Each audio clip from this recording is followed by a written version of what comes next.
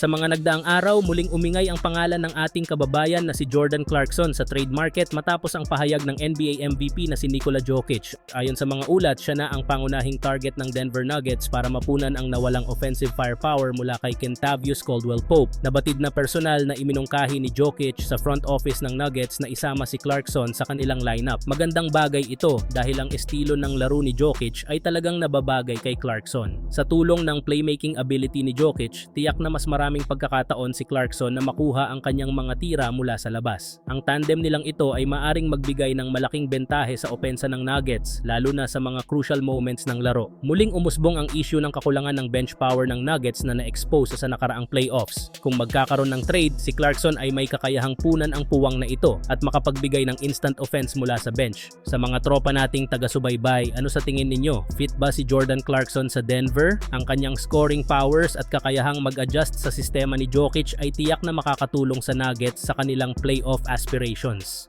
Samantala, simula nga ng makapagdesisyon, ang Los Angeles Lakers na kunin si Christian Coloco bilang bagong sentro. Agad nga pong nagtrending ang kanyang pangalan sa social media kung saan sa kabila ng pag-average lamang nito ng 3.1 points per game sa kanyang rookie season at kahit man kababalik pa lamang sa kanyang injury, grabe na nga ang hype na ibinibigay sa kanya ng mga fans at analysts. Gamit ang kanyang tangkad, athleticism at haba ng braso, pwede nga siyang ipangtapat sa mga best player na kagaya na lamang nina Joel Embiid at Nikola Jokic. Kaya literal nga na nakajackpot talaga ang Lakers sa pagkuha sa kanyang serbisyo. Ngunit matapos nga ang opisyal na pumirma si Coloco, maaga nga siyang binabatikos na ni Skip Bayless matapos nitong sabihin sa social media na sayang lamang ang talento nito since ibabang ko lamang nga daw ito ni Coach JJ Redick. Bukod dyan, hindi rin naman nga po na-impress si Skip Bayless sa galaw at performance ni Coloco dahil napakabagal nga daw ng galaw nito kaya hindi pa rin ito magiging sapat para matulungan niya ang Lakers na manalo next season. Mas malakas pa nga daw maglaro si Kyler Kelly na nag-average sa G League ng career high block na 2.9